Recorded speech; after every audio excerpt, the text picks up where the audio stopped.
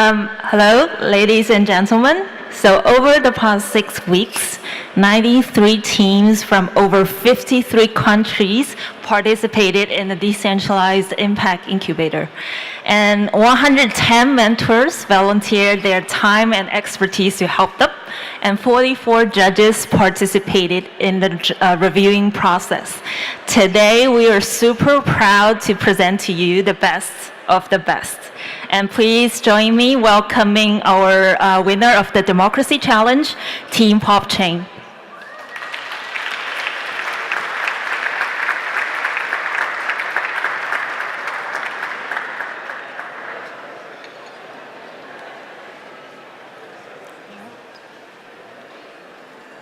Hi, everyone.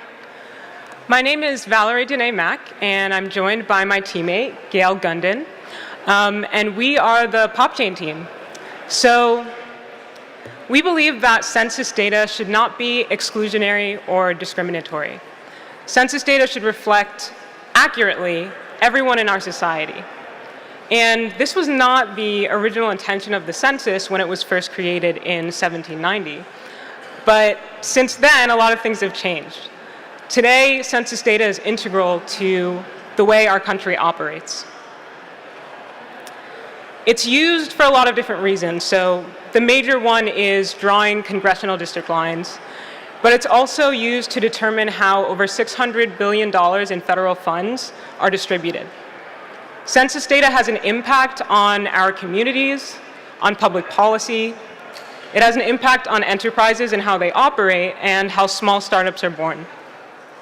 The census is really vital to our nation, but it's also deeply flawed. And that's why we created PopChain. Because a citizenship question has not been on the decennial census for over 60 years. And there's real valid concern that the introduction of this question will lead to gross undercount for the upcoming census. And that's because a lot of people, including undocumented individuals, will be deterred from participating. We created PopChain because LGBTQ identities are not reflected on the census. And there have been organizations who have specifically requested to have gender identity and sexual identity questions placed on the census. This includes the Department of Housing and Development, the Environmental Protection Agency, the Centers for Medicare and Medicaid, and of course, LGBTQ rights activists who want to be acknowledged by the nation in a very concrete way. Currently, there is no accurate data that tells us how many LGBTQ people live in the United States. And that's harmful because organizations that rely on this information can't get it, and they can't provide the support that they want to those who are in need. We created PopChain because we believe that data privacy and security should be a basic human right. And of course, right now is a time where data privacy and security is on the forefront of everyone's mind. The traditional census doesn't offer any assurance that our information is going to be kept private and safe when we submit the form. And that's what makes the census untrusted, inaccurate, and ineffective. So PopChain employs the principles of the Open Census Protocol in order to solve these problems. The first is extensibility. So we're creating a census where individuals can propose new questions be added. Next, we have anonymity. By default, the PopChain census is anonymous for every submission. Then verifiability. Anyone should have the ability to verify the security mechanism that we're using. And finally, decentralization. We're using a decentralized method to maintain the census and ensure its security. So how did we get here? Well, we decided to start doing our research in Queens, New York. And Queens actually has a history of having unreasonably low census counts. In the past census in 2010, New York State actually lost 2 representatives in the House, and this is attributed to an undercount in Queens. So my teammate Gail, all right, I'm not gonna play that because it has sound. But my teammate Gail was on the ground in Jackson Heights, Queens, and she was interviewing people off the street, really, but also people who are local leaders in the community, people who are elected officials, and public servants. And from these conversations, we learned that we actually have a unique opportunity.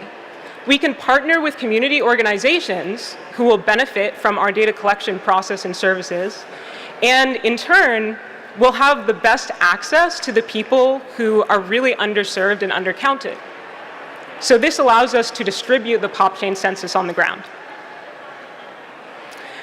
In building these relationships and establishing trust with these people, that was one of the most difficult things of the 6-week timeline that we had. But it was also one of the most valuable because we really got to understand who our users are, what are their needs, what are their pain points. It gave us motivation and it gave us intention as we went through our design and development process. And it led us towards technological solutions that are accessible and truly inclusive. So how does it work? Well, we're creating a progressive web application, which means that it can run on any computer or smartphone. And in addition, we're building an SMS-based interface so that anyone with a traditional flip phone can submit the census as well. The way this works is we're using digital identity services such as Uport. So with this service, someone can log into our platform, and from there they submit their census form completely anonymously. Once they're done, this data is encrypted and sent to the Ethereum blockchain.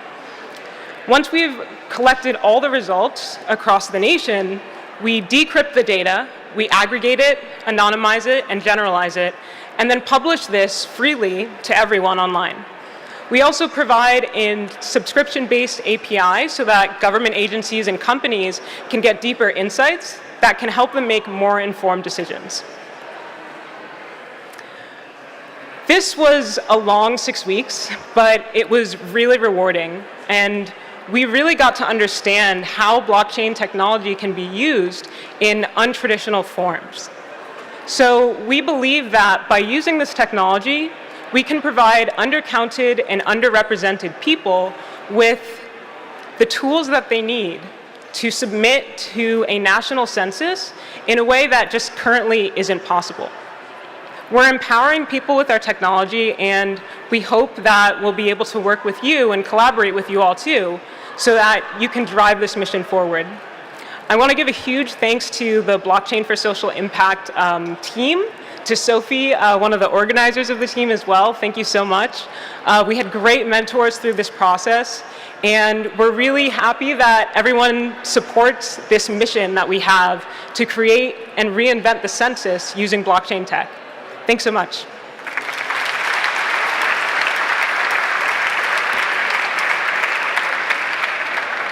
I'm here to announce the winners of the refugee category. There are about 66 forcefully displaced people in this world right now. While we are enjoying this amazing building, there's actually a crisis going on. And in order to qualify for services, you do need a registered identity. The judges decided the winning project to be Unchained. Unchained is a digital identity and resource allocation system. Please, Trevor, Campbell, and Tal Schultz, come up and tell us about your solution. Congratulations.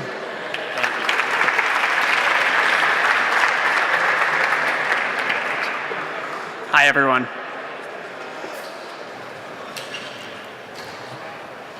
So we are Team Unchained, and we were working in the Refugees Challenge. So if you look here on the screen, here's a very big problem, the refugee crisis. As of today, there are 65 million people who have been forcibly displaced from their homes. It's an enormous problem, and we have many government organizations, governments, and nonprofits working on this problem. But unfortunately, there's still so much left to be done. So here's the problem. There's more than 65 million people who have been forcibly displaced, and the reason for this is either due to conflict, climate change, or some kind of other challenges that may present hardships for people. And most of these refugees lack money, they lack identification, and they don't have a means to prove their identity, and they can't get access to services, to help, and to humanitarian aid. And unfortunately, a lot of these resources have been insufficient and have been poorly distributed. So efforts from humanitarian organizations, I'm a little nervous. So efforts for humanitarian aid organizations have been falling short because their goal is to get people assistance and to get them in camps and provide assistance and help them, uplift themselves into better situations. But they can't do that. So here's another problem outside of just refugees. The World Bank estimates that more than 1 billion people, today we learned it's 1.7 billion people, are unbanked, and they don't have the proper identification documents to prove their identity. They can't get bank accounts, they can't get loans, they can't get access to services. And without proper documentation, this effectively locks these people out of the global economy. And this is a huge problem. 1.7 billion people. That's enormous. And so by creating a global distributed identity system, we can enter these people into the global economy and help them get access to aid, services, and resources that can uplift them out of their situations. So how do we fix this? So we're going to be talking about the solution we came up with, which we call the Unchained DRS. DRS stands for Digital Identity and Resource Allocation System. So the key idea underpinning this whole model is to combine digital identities and ERC-20 token wallets to be able to link in a refugee or displaced person's personal identification to a monetary fund that is independent of any country, nation, or border. So the way we're doing that is implementing these brand new Ethereum standards proposed by Fabian Vogelsteller, co-author of the ERC-20 token contract, which help define how we can identify individual actors in a system and how those individual actors can make claims on each other's identities. So how would we go about implementing this technology, this big change? So the first thing we would have to do is we would have to identify certain partners, international aid organizations that would be willing to pilot or try this technology. These organizations would be allotted a single 725 contract deployed onto the Ethereum network that would serve as their identity. From this contract, they can place claims on refugees they wish to accept into their network, and upon making this initial claim, the refugee's identity is federated and tokens are distributed to them. And as time goes along, this workflow is continuously validated through peer-to-peer transactions and periodic deposits of funds into refugee token wallets. Our MVP is made up of combining, like I said earlier, the 725 and 735 implementations, our already deployed ERC-20 token, test transactions, an identity mapper to match these 725 organizations to the refugees within their network, a mobile interface, and biometric authentication. So now we come to the important part. Why does this all matter? So this is kind of a two-part benefit. It benefits both the organizations that serve your refugees and refugees themselves. So some of the benefits that our system has for aid organizations is that one of the big pieces is that it uncovers data that was previously unavailable. So we can get a lot of transactional data and information as to what are refugees' needs, what are they spending their resources on, what do they need more of, and where are all these resources going? Where are people going? And so using the system, aid organizations can make their processes more efficient, more cost effective, and see better impact benefit from their investments and from their missions. And so along with this, we also get a lot of increased transparency from the humanitarian aid system. So we can see exactly where resources are going, how they're being spent, and that provides a lot of benefits for the donors and patrons of these organizations.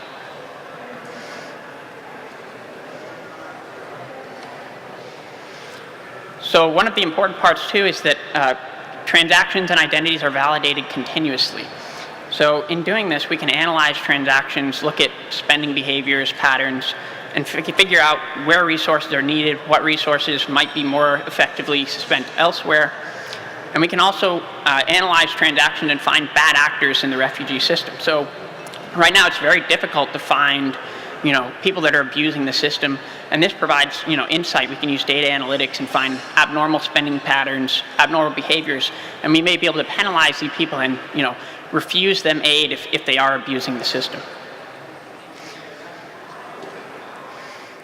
And so along with the data analytics, we're able to provide insights to aid organizations so that they can better allocate their resources, which in turn increases efficiency and all that. So then we come into benefits for refugees. So most of these people don't have identities, and this is a huge problem because it locks them out of the global economy. So in order to help them, segue into the global economy and get bank accounts, apply for citizenship, asylum, and start working their way towards rebuilding their life. By continuously using the system and transacting, they can build a robust profile of their identity. So each time they make a transaction, each party can affirm the identity of the other. And in doing so, we can build a robust transactional history and identity for this person. And since stateless people don't have a government, they don't have an organization to depend on to build this identity for them, we can do that. We can step in, fill that void, and help get these people entered into the global economy and build identities for them to enter, make bank accounts, things like that. Not done yet. There's more. So one of the also really important aspects of this is that it enables peer-to-peer transactions between refugees and service providers that they transact with. So right now, there's people that are in camps or are in cities, they can't transact with one another. And so a lot of the times they spend their time doing not much of anything. And so we want them to be productive. We want them to start businesses. We want them to transact with one another. And this can enable that by giving a secure way to access their funds and lay claim to assets, money, things like that. And so in order to get this system off the ground, we definitely have plans to collaborate with the UNHCR, the World Food Program. They operate large cash assistance programs right now. We just learned today that the World Food Program spends $1.4 billion, probably going to be closer to $2 billion per year. And so in doing this, we can reduce the transactional cost and eliminate the need for banks and their business networks, which benefits them greatly too. It saves them a lot of money.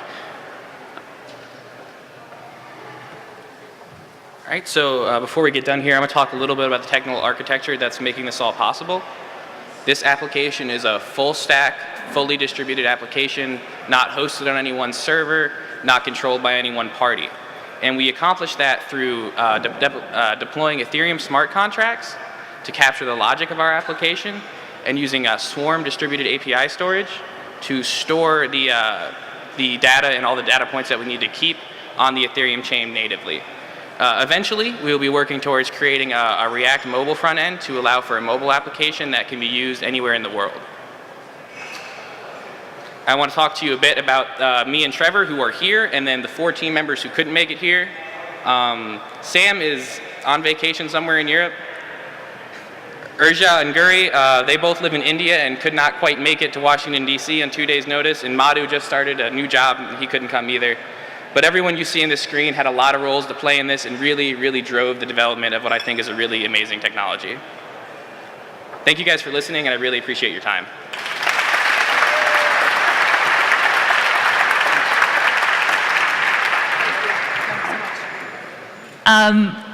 So coming up is our winner of the Agriculture Challenge. You will be amazed by this solution. This is the solution for the future of humanity. So just join me welcoming Team Green Blocks. Thank you.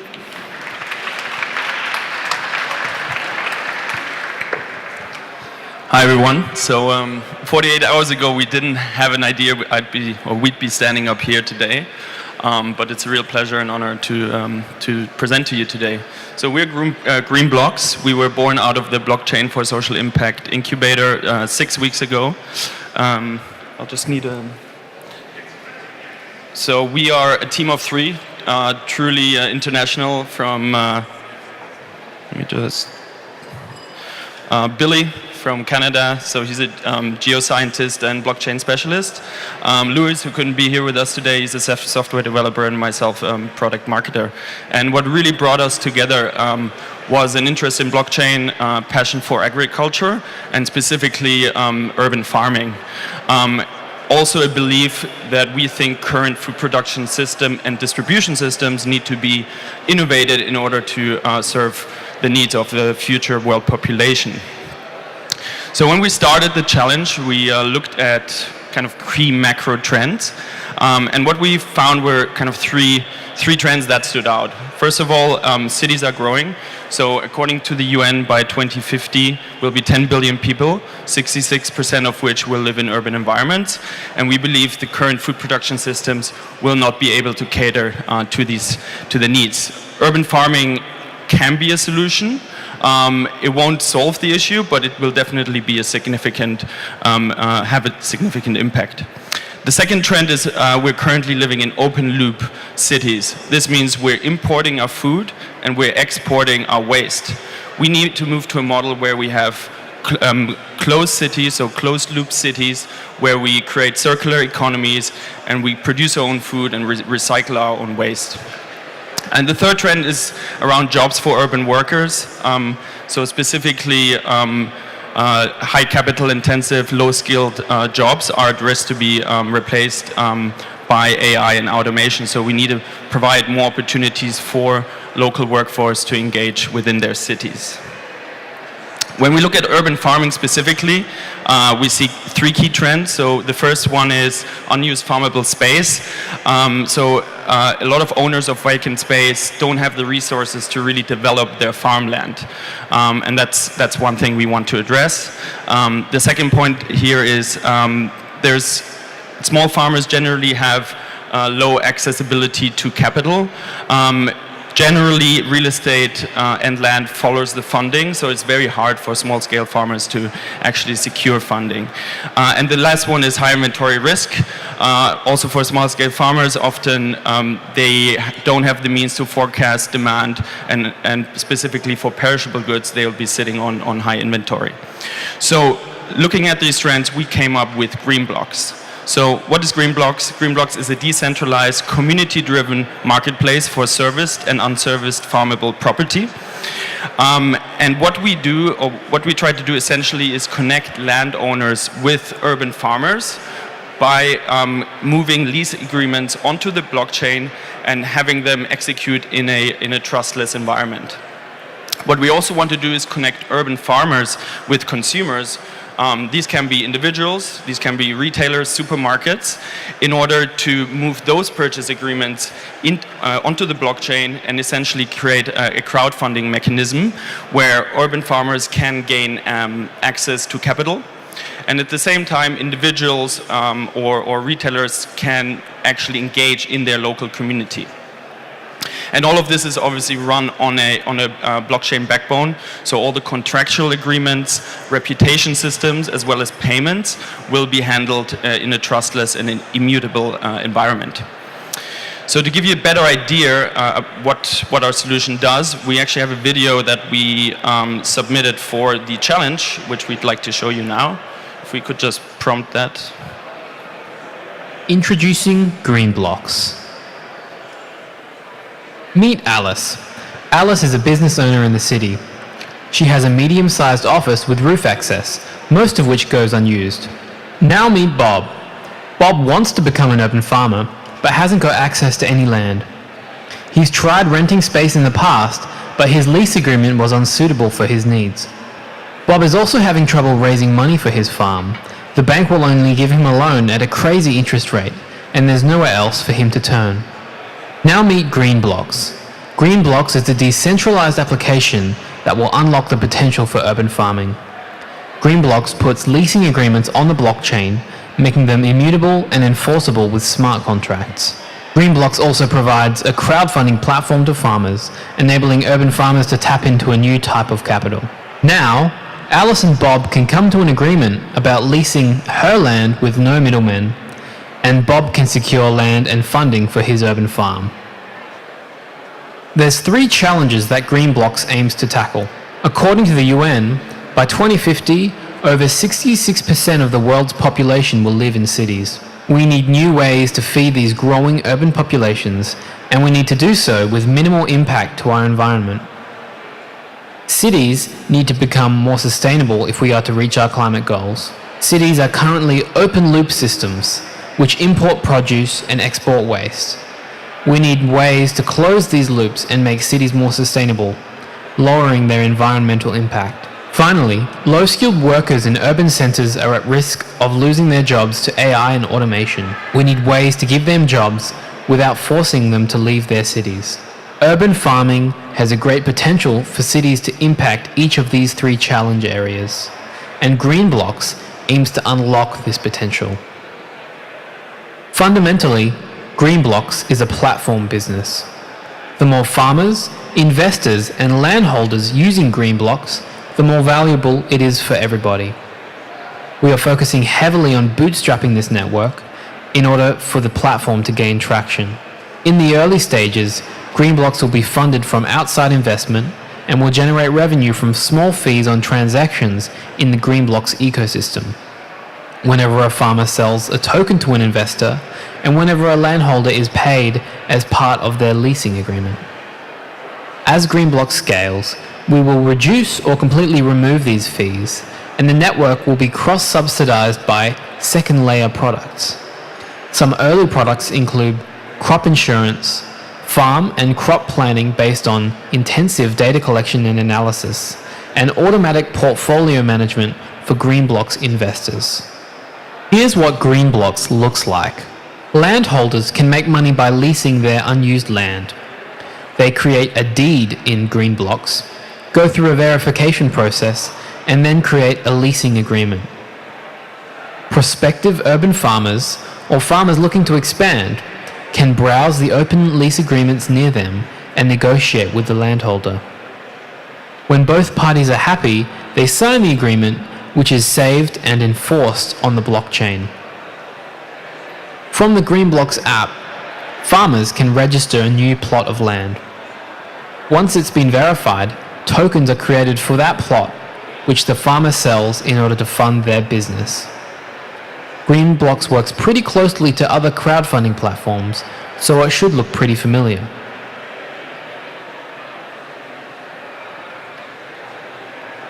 When it's time to harvest, Green Blocks calculates who the farmer owes and makes it easy to settle accounts. Finally, Green Blocks lets anyone, from individual investors to business entities, invest in urban farms. Investors get paid in Ethereum at harvest time or can be paid in produce. Investors can browse for plots they might be interested in and purchase tokens directly from farmers, or they can purchase tokens from other investors in a secondary market. You can stop it there. Here's our timeline. So hopefully that gave you a good understanding of what Green Blocks is. And now I'm going to talk about the technology and development roadmap that we have planned. Oops. Go back one. Could we go back a slide?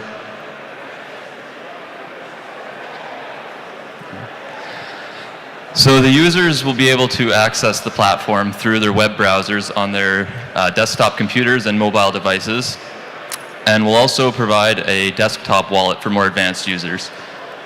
The smart contracts are going to be built on the Ethereum blockchain, and we're going to store metadata within the IPFS network with hashes of that metadata stored on the smart contracts. So our development roadmap can be split up into 3 phases: our market research phase, our minimum viable product phase, and our pilot phase. During the market research phase, we're going to conduct focus groups and surveys with our potential users to try to find the best product market fit possible. We'll take what we find out into our minimum viable product phase and build out all of the core components of the platform and get them integrated together. For the pilot phase, we'll begin building our community out and stress testing all of the different platform components and exploring secondary offerings such as crop insurance or open data networks for weather data.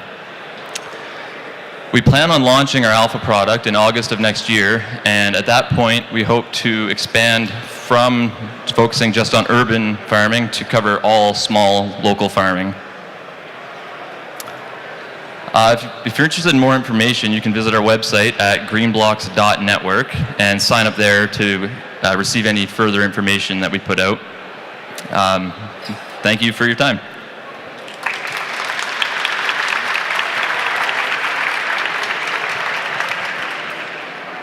Poor agriculture practices are damaging Earth's land and environment. Sometimes the cause is simply poor access to information. Next, I want to introduce Team Thor, another winner of the Agriculture Challenge. They're based in England, who cannot be here with us in person, but I would like to show their video. They're a really awesome project. Thank you. Weather is one thing that we can't control, but affects us all. For some, the weather can have a big impact on their livelihood and even survival. There needs to be a way for everyone to access the best possible weather information. Between 2005 and 2014, $93 billion was lost in crop and livestock productions due to natural hazards and disasters in developing countries. Weather-related disasters may slow overall economic growth, especially where agriculture and food production still account for a large share of gross domestic product and employment. Financial losses from droughts, floods and storms can cripple families, communities and even nations, leaving them in poverty loops. Inaccurate or non-existent weather forecasts affects many farmers in developing countries. Thor is here to change all of that. Thor is a global, open and decentralized weather data platform using blockchain technology, removing silos from weather data, enabling innovation and a borderless infrastructure. Weather station owners and forecasters will be incentivized to contribute high-quality data and improving coverage. Rarer and higher quality data points will result in greater rewards. Thor will enable more reliable and accessible weather forecasts, ultimately enabling farmers to make better choices and reduce financial losses. Contributors are rewarded with the Thor Weather Data Read Token. People or organizations who want to read data, such as weather forecasters, insurance companies or researchers, use tokens to gain access. So how are we going to get this data into the hands of farmers? Using a simple feature phone, farmers can request a forecast from Thor Weather via SMS. This is just the beginning. The benefit of an open system is that it fosters an ecosystem of innovative weather services. To find out more, visit us at thor-weather.io and join the democratization of the world's weather data.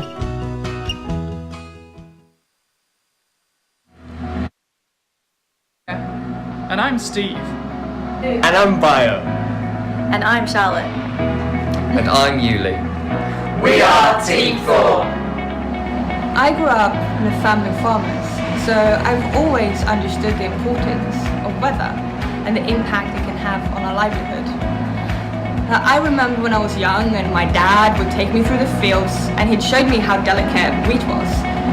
But he also showed me the devastating impact heavy rain could have on our wheat fields. Thanks to the accuracy of weather forecasts, we could always plan ahead and we could harvest early to make the really most out of our land. So I never really realized how lucky we were to have these weather forecasts available to us, because in my research I realized developing countries have such limited weather forecasts that they have to resort to guessing the weather or praying for weather. 80% of food consumed in the developing world is coming from millions of rain-fed farms, and they are using outdated forecasting methods. Agriculture is the single largest employer in the world, and more reliable forecasts would mean more reliable income for 40% of the world's population. We all met at a blockchain hackathon in London earlier this year, which was sponsored by the Bank of Papua New Guinea. So Sharla, Bio and Yuli, they come from a commercial background, which nicely complemented Steve, Iffy and myself, who are all three of us software engineers. Despite our different backgrounds, we realized quickly that we shared the same values, so we clicked and we started working together. During the weekend, we got the opportunity to interact with Papua New Guineans who told us how terrible and unreliable the weather forecasts were in Papua New Guinea. They also shared with us that 80% of the GDP in Papua New Guinea comes from agriculture. This really validated to us that thought can have, in a country like Papua New Guinea, a huge impact on their population and their livelihoods and their GDP. Weather doesn't stop at borders. It is a global concern and opportunity to enable the poorest people in the world to lift themselves out of poverty.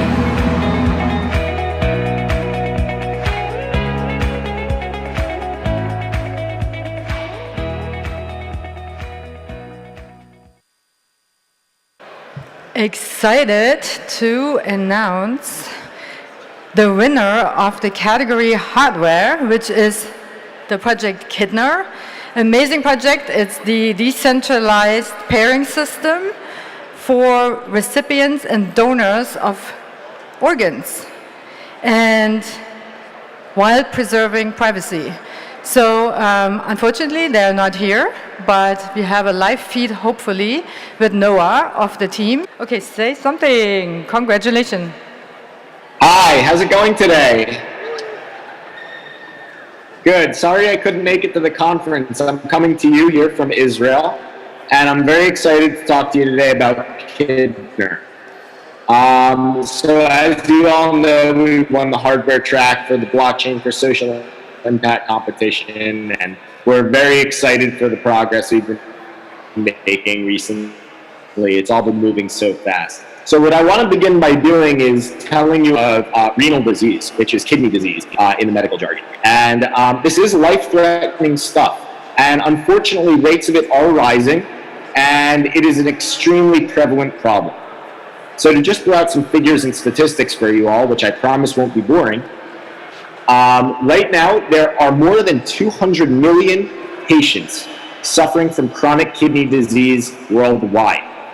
And there are more than, as of July 2017, almost 100,000 patients on the waiting list for a new kidney in the United States alone.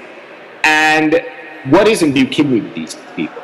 A new kidney means that they don't have to put up with the costly dialysis treatment that prolongs their life and filters their blood. It means a higher survival rate, so they actually have better outcomes, these patients, and it means better quality of life. Right now, dialysis patients who are waiting for a kidney unfortunately have to spend many hours a week in dialysis clinics, and they are susceptible to infections due to ports in their bodies for these machines to access their blood. Now, this is a very poor quality of life situation for them. And one thing that's actually been very helpful in helping out these patients is a program called kidney pair donation. Now, what this paradigm means is these living kidney donors who want to donate their kidney to a friend who might need one, but aren't necessarily a match, can register alongside their associated patient in one of these big registries and match with a similarly mismatched pair somewhere else in a confined geographic area, and they can have what's called a cross match. So the donor of one pair donates to the recipient of the other, and vice versa. So what that means is escape from the costly fetters of dialysis, higher survival rates, better quality of life. Fantastic. So what's wrong with this problem the way we have it now? Well, unfortunately, a lot of times these kidney pair donation registries are what are called balkanized. They're separated. They don't always work together. They don't always collaborate and share information. They don't share data. And that's a problem. That's a problem because the number of matched pairs, so if you were to have different mismatched pairs, the number of matches you make increases with the size of the registry. So having these separate pools actually artificially deflates the number of possible algorithmically matched pairs. So why blockchain? Blockchain is important. Blockchain's integration into kidney pair donation is important because of the trustlessness it grants. Right now, there's an information and power asymmetry with these kidney pair donation registries. These mismatched pairs, for example, and we'll delve into some specific examples with specific minority and underserved groups, how they are disadvantaged in these registries in a bit, but they don't have the same information as the people, for example, who run the registries. So they don't know that there are other associated pairs. They don't know the percentage of type O donors, which might be relevant, very important actually, honestly, a life-saving bit of information to know for type O recipients. So for those who don't know, type O is the universal donor, while type AB is the universal recipient. And type O recipients, as a result, are disadvantaged in these kidney pair donation registries because type O donors are less likely to enroll in one of them because they would be able to donate right to their recipient. So more about blockchain integration to kidney pair donation. It would improve security. It would improve communication among parties involved in treatment, payment, operations. It would also make heightened resilience to attacks. So we all remember a few years ago in England, there was this WannaCry ransomware that infected all of their computer systems. It shut down the operations of the National Health Service for some amount of time so that they couldn't even perform the most routine diagnostic exams like x-rays. That's a problem in our world. So it's important that we have this resilience to attack by putting this information on the blockchain. The permanence of information would prevent corruption, abuse by actors who might want to manipulate the registry. So if you're in charge of a registry, you might have an incentive to promote one group over another. And obviously, we don't want to cast aspersions on the way these registries are run, but let's be real. If we can have a trustless system that blockchain would enable us to realize, this would be an important development, obviously, in the kidney pair donation paradigm. So traceability, transparency, easier healthcare administration, these are all benefits to the blockchain integration. So now what I wanted to, obviously the scale of the kidney pair donation problem is enormous. Like I mentioned, 97,000 people are waiting for a kidney in the United States. While 1% of the total, they account for 10% of, now that's a big problem, a big financial burden on the system. So what can Kidner do for you, basically, is the question.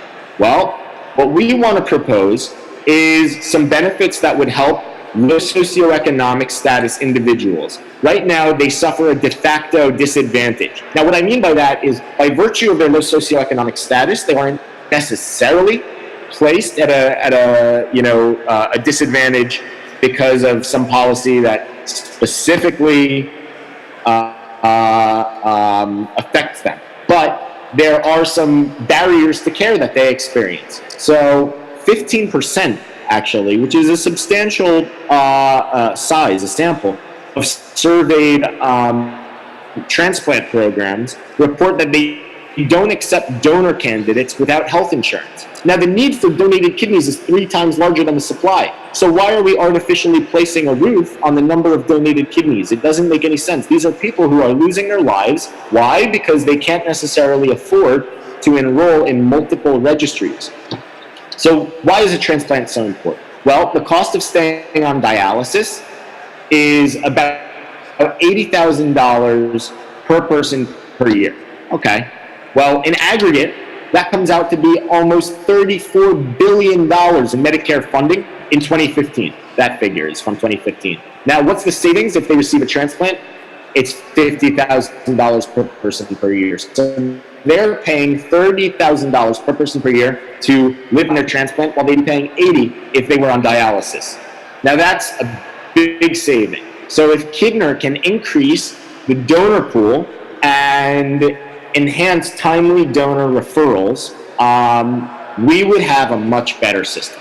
So how do we propose we do this? Smart contracts enable would allow us to pursue treatments. For example, diagnostic testing. Does the kidney have a match? What are the antigens that might be on this kidney? And basically ascertaining what is the recipient profile is important, and also the donor profile too. So Kidner would be able to pay for these things up front and then maybe get reimbursed later on. That's the business model. It operates similar to what's called an organ procurement organization, which are already in use in the United States. So, like I mentioned, that's a disadvantage for prospective donors who want to donate their kidneys, this lack of insurance. But what about the recipients? Well, the distributed nature of these fragmented registries all throughout the United States without consensus on any allocation protocol creates some kind of disparity in which patients who can afford to enroll in multiple registries do so, while those who cannot tend to die on the waiting list, unfortunately. Now, what does this mean? This means that the poor people who can't afford to take a flight on a whim to California or Iowa or New Jersey to actually receive their kidney, they tend to die. And that's a problem because this is a loss of productivity in local economies, and it puts unnecessary strain on Medicare, which is obviously publicly funded. So additionally, what else can we see benefits in Kidner? In other areas can we realize benefits in Kidner? Well, there are actually also racial disparities in donations from altruistic donors. So what I mean is there are certain people who tend to enter these registries without associated recipients, and what they do is they donate their kidney, and they can initiate a chain of multiple transplantation events in which the longest one in the United States involved 60 people in transplant centers across the country and saved 30 lives, gave 30 kidneys to 30 different people. So these altruistic donors who enter these registries without associated recipients, unfortunately, their kidneys tend to disproportionately not go to African Americans, even though this population is significantly overrepresented on the waiting list for kidneys. So altruistic donors are supposed to be utilized equitably across the waiting list, but unfortunately, the centralized registry nature tends to not allow for equity in receiving these kidneys. Additionally, there's a type O. Like I mentioned, type O is the universal donor, but type O recipients are disadvantaged in the typical kidney donation system. So these type O recipients don't necessarily type O donors who enter registries across the country. Now, this is what we call, like the previous speaker mentioned, that we'd be giving more autonomy and giving more information back to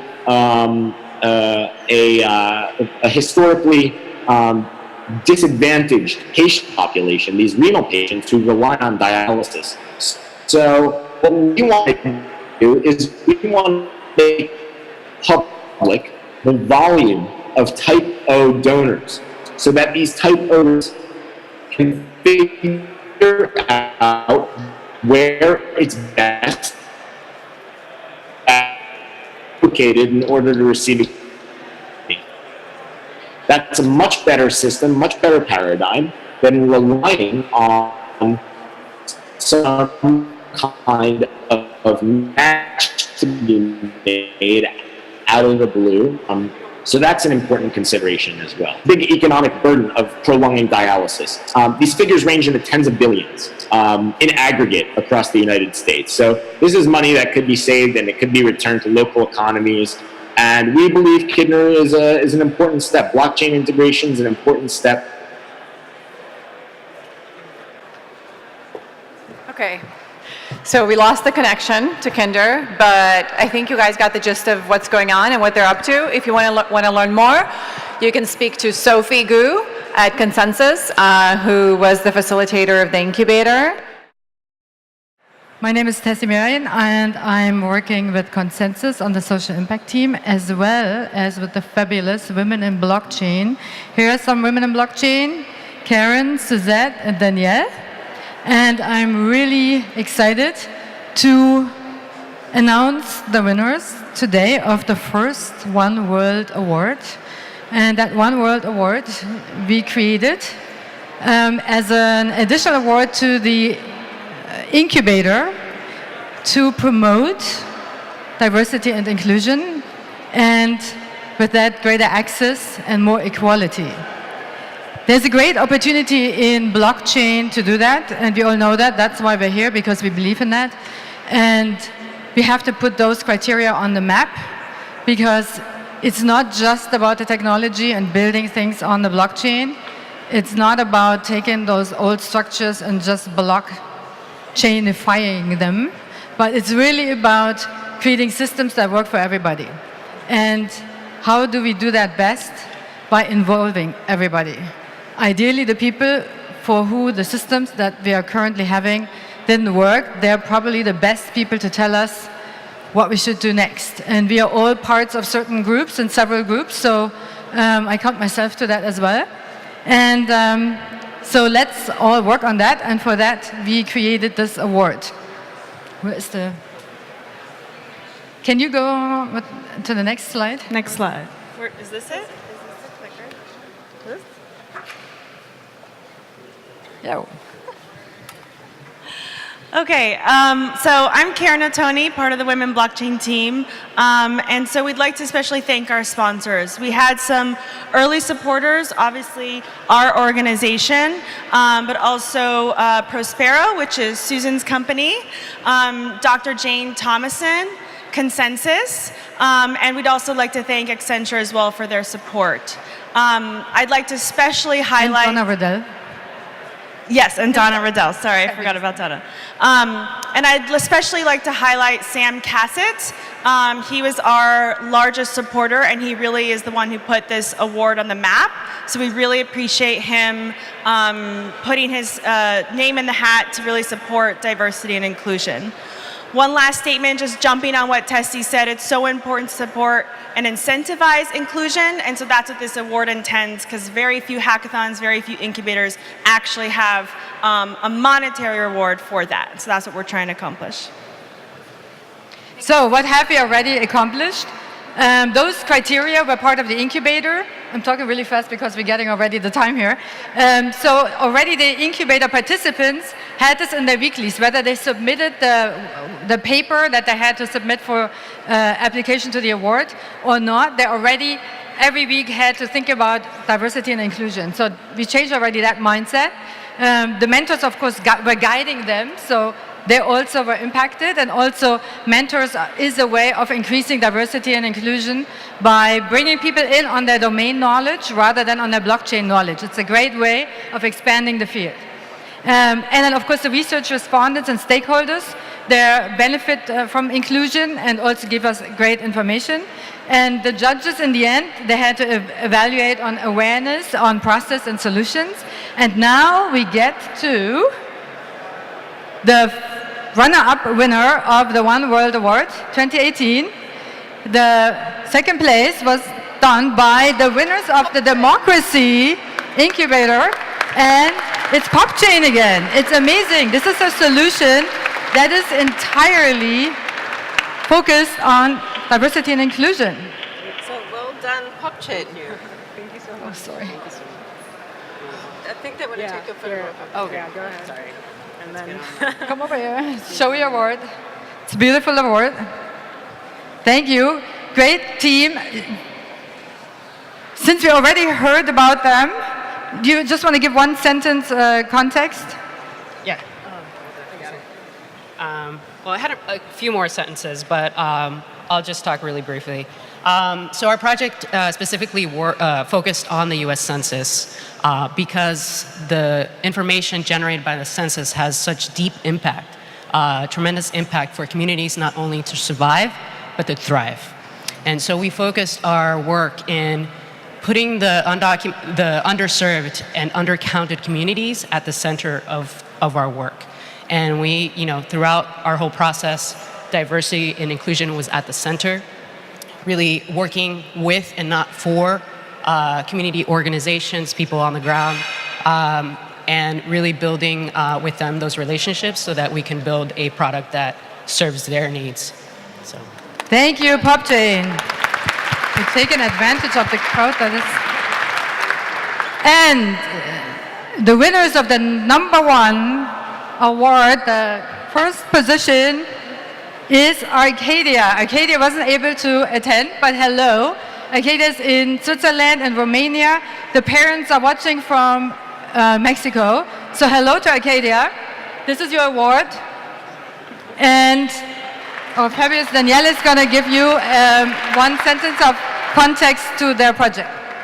So what Arcadia is doing is they're solving the lack of access to money and financial services for refugees by allowing refugees to be identified by the NGOs that they're working with and providing them with an identityless wallet.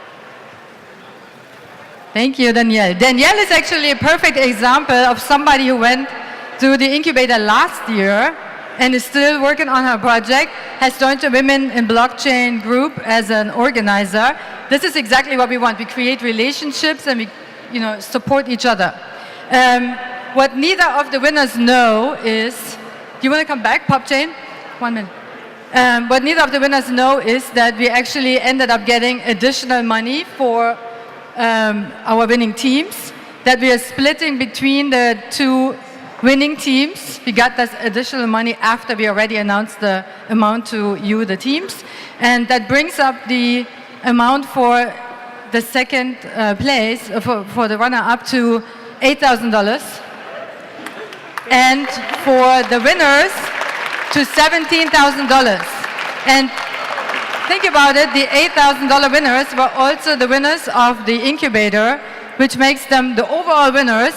So both of the teams that worked closely towards diversity and inclusion were also the winners. So diversity is the winner of this incubator. Thanks so much.